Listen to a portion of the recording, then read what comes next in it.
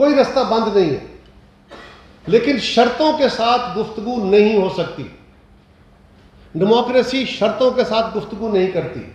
مطالبے رکھنا آپ کا حق ہے، آپ مطالبہ رکھیے، بیٹھیے، رستے نکلتے ہیں ڈائلاگ سے. ڈیڈ اینڈ کریٹ کر لیں،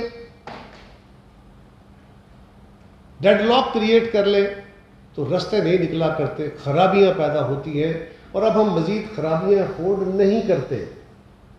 اور اگر ہم کہتے ہیں اور سمجھتے ہیں، اور میڈیا بھی کہہ رہا ہے اور پی ٹی آئی کی قیادت بھی کہہ رہے ہیں، ہم بھی کہہ رہے ہیں کہ حالات تلخی کی طرف بڑھ رہے ہیں، اور اس سے کوئی خدا نخواستہ اور تلخ واقع نہ ہو جائیں. اس واقعے کو کبھی پروڈکٹ تو نہیں کیا گیا تھا سوائے فیصل واؤڈا کے، باقی تو ایجنسیوں کی رپورٹیں ہوں گی، انہوں نے پروڈکٹ کیا تھا کہ مجھے خون نظر آ رہا ہے.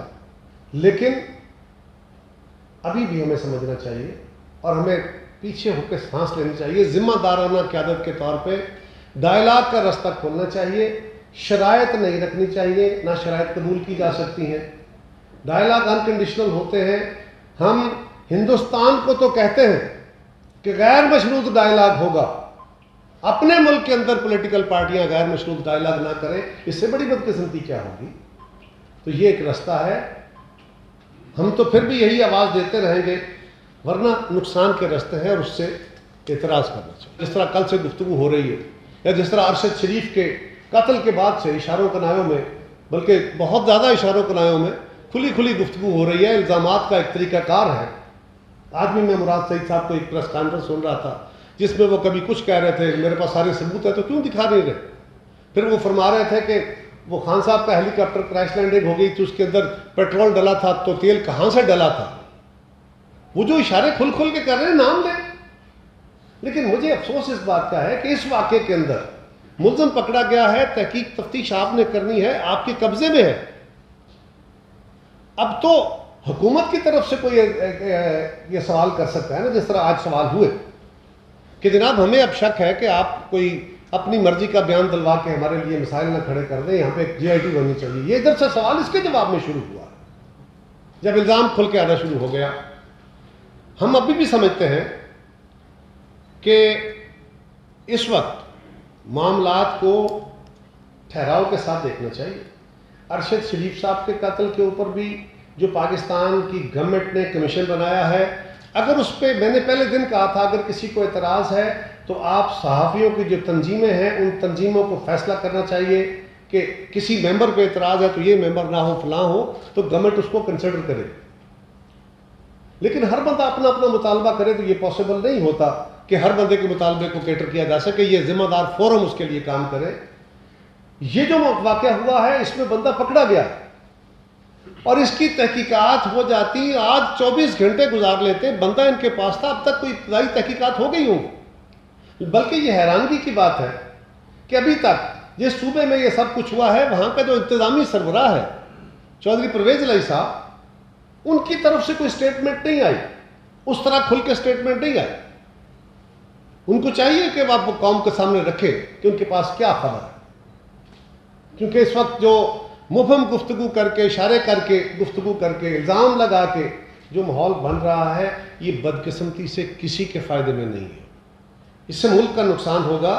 اس وقت بہت سارے مسائل ہیں، بہت ساری تکلیفیں ہیں، اور ہم ہمیشہ یہ کہتے رہے ہیں پیپلز پارٹی نے طاقت میں رہی تب یا کمزور ہوئی تب. بھٹو شہید کا دور تھا، بی بی شہید کا دور تھا، یا آصف زرداری صاحب کا دور تھا، ہم نے ہر دور میں سب قوتوں کو اکٹھا کر کے قانون سازی کی ہے، اتفاق رائے کرنے کی کوشش کی ہے، آئین سازی بھی اتفاق رائے سے کرنے کی کوشش کی ہے، اس لیے کہ اتفاق رائے سب کے لیے قابل قبول ہوتا ہے. جس ڈاکومنٹ پہ ساری جماعتوں نے دستخط کیے ہوتے ہیں پھر اس کو ڈسون نہیں کیا جا سکتا، پھر آپ اس کے ساتھ کھڑے ہوتے ہیں، آپ کی کمٹمنٹ ہوتی ہے، وہ بڑا طاقتور ہوتا ہے. یہی ہم کہتے ہیں کہ ملک کو اس وقت ضرورت صبر کی ہے.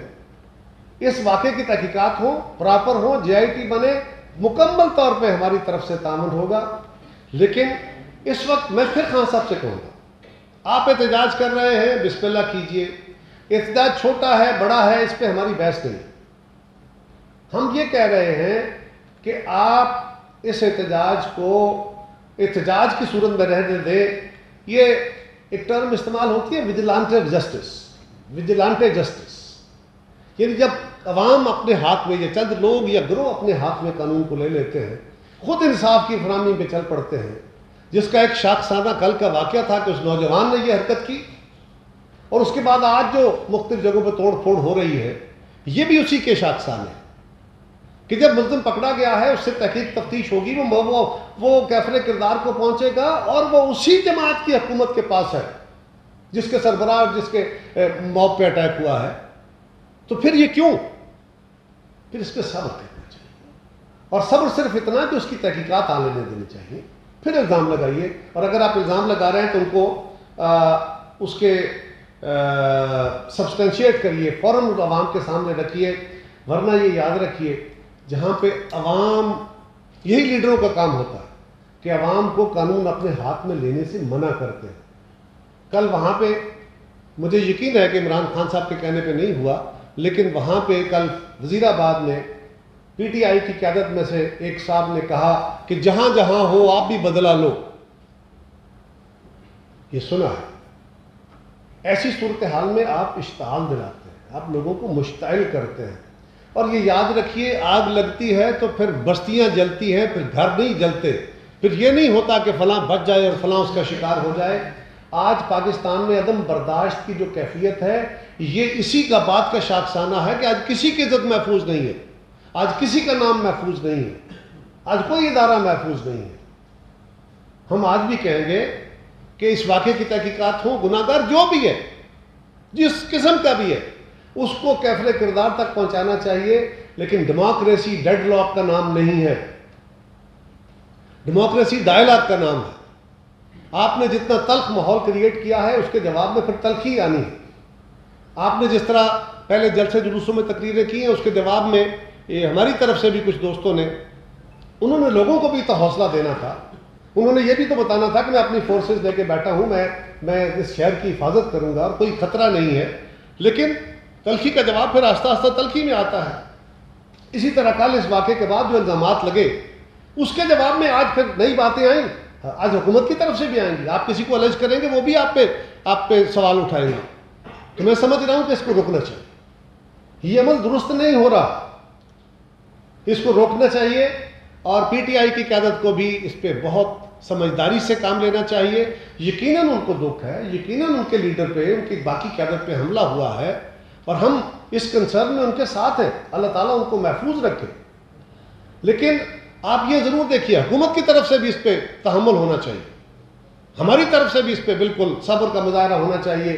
اگر کسی نے جذباتی ہو کے کچھ بات کہہ دی ہے تو ہمیں ابھی بھی اپنے نفس کو کنٹرول رکھنا چاہیے، لیکن یہ یاد رکھیے پھر نفس روز روز گالیاں کھا کے برداشت کرتے رہنا بہت مشکل کام ہے۔